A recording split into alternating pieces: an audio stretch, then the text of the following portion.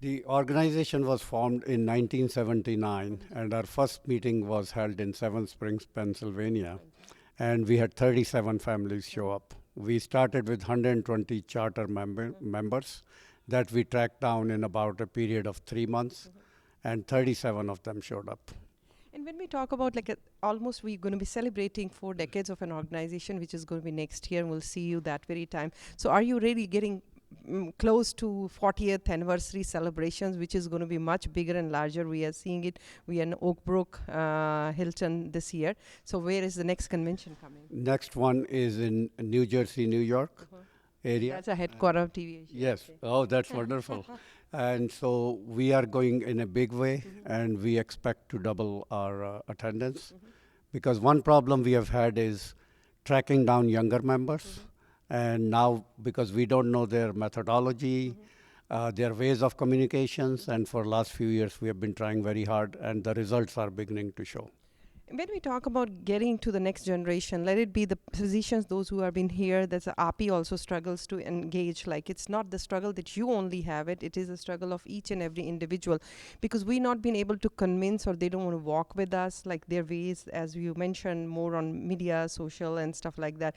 The Facebook is also outdated. They're more on Instagram and stuff like that, like tweeting. So what the organizations have to offer. Let's hear from you. So which the new generation, if they're watching, so they have to capture. Two things. What is the purpose of our existence? Our purpose of existence is our alma maters. We have been lucky to go to institutions which really made us into be excellent doctors and dentists that are highly prized and respected in USA. So we owe something to them. So that is our purpose. We want to draw the younger generation into that purpose. We need to also understand that they are 5 generations up removed from me, for example. And also their priorities are a little different at this stage. And gradually, I have no doubt that they will find their ways and they will carry on this association. Because if we don't infuse new blood into it, the association is dead. And that's not an option. We are going to do whatever and scale whatever heights we have to engage the youngsters. How receptive you are to actually bring them in, because this is passing the baton, which is we Indians are actually, we don't want to let it go. That's again, like, that comes on this side of it, because they want to do things in your way, but you have to let it go too. That you must be seeing in your own home. Yes, you are absolutely right. We have already passed batons for many of the activities. CME baton has been passed. The entertainment baton has been passed. The only baton which has not been passed is the Amritsar project, which is doing things in Amritsar. The reason for that is threefold. One, it requires a lot of money. And only old people have money spare at this time. So it's much easier for me to collect money at this time than it would be, say, for a graduate who is 20 years younger. Number two is that it's a very difficult job because we are dealing with a culture in India which is very different. They operate differently. We operate differently. And it requires a lot of experience and expertise to be able to deal with that. Plus patience. Absolutely. I call myself very thick-skinned in Punjabi. कि मैं तो बिल्कुल बेशर्म है. Nobody can insult me. I don't feel belittled by anybody. Because मैं किसी लिए अपने लिए नहीं मांग रहा, अगर मांग रहा लोग का लिए मांग. Exactly. And if I can see the progress happening in Amritsar, I'm very happy, no matter how difficult. This is about a year's work, if you will. And for this year, credit goes to the oncoming team, Ripu Damanjeet Singh and Raveen Kaur. We do take the names and people of the interested participants. We choose a theme. I was a bit surprised that we didn't have a dentist speaker because our secretary this year was a dentist. We'll scale it. So that's the process. We want to have people who are committed. We want to have people who will speak about the theme that we choose, and they're good speakers.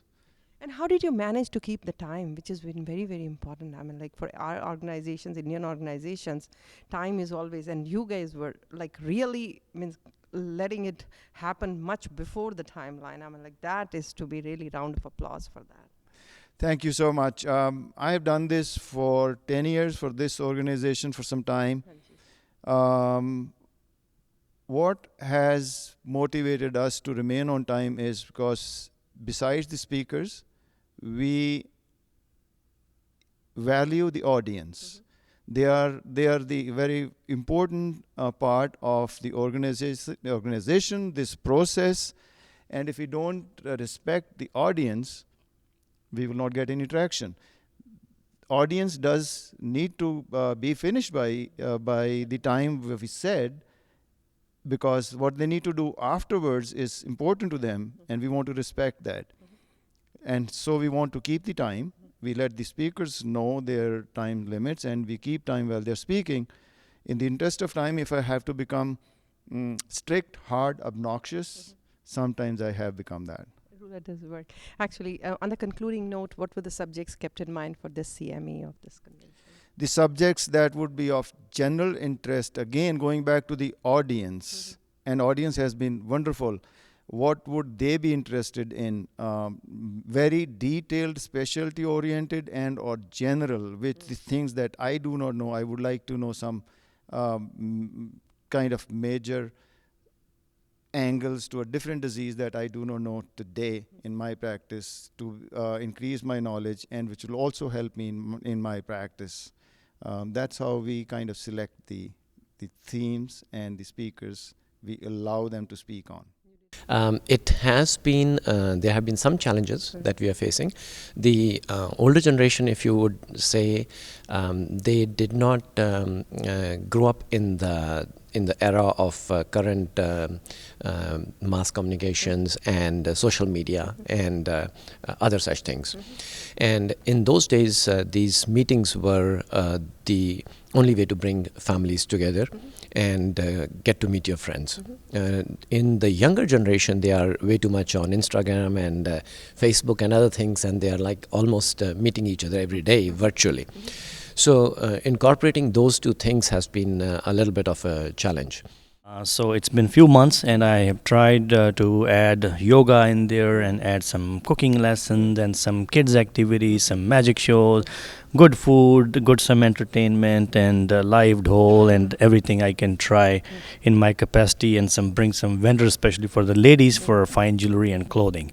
So that's we've been trying, and hopefully everybody will leave here happily, and we'll have a safe flights back tomorrow. Harjinder ji, how many members are there for this organization? There are about 500 members all over the USA and Canada, North America. Some with the scheduling conflict, but this is summertime. Some kids are going to colleges. Then this is a holiday time, going out of country. So it's tough to get all 500. Absolutely. Usually we get about 300 delegates from all over North America.